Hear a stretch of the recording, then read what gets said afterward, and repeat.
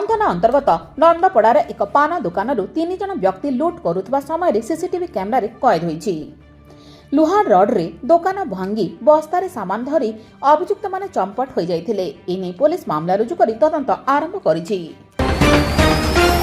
कुचिंडा उपखंड अंतर्गत गुद्रापड़ा निकट ब्रिज उपरे बन्या जल प्रवाहित हेबा जोगु गुद्रापड़ा और सुईपदर मध्य यातायात ठप होई रहिछि। 6 फुट जाए बन्या जल रहिथिबा बेले बणईरू संबलपुर जीवा पाई ब्रिज दुई पार्श्वरे गाड़ी अटक रहिछि।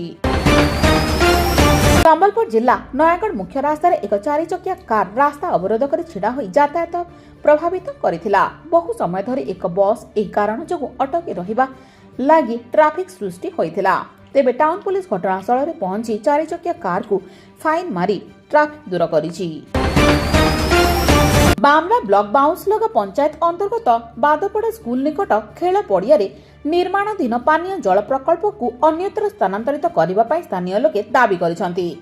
छात्र छात्री माने एहा द्वारा समस्यार सम्मुखीन हेउथबार अभियोग ग्रामवासी सामना को आनिचंती।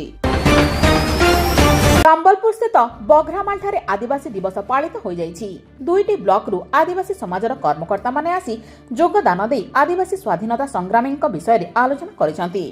आदिवासी छात्र छात्री माने किपरि गुणात्मक मानर पाठ पढ़िबे ता उपरे मध्य एही अनुष्ठान रे चर्चा करा जाइछि।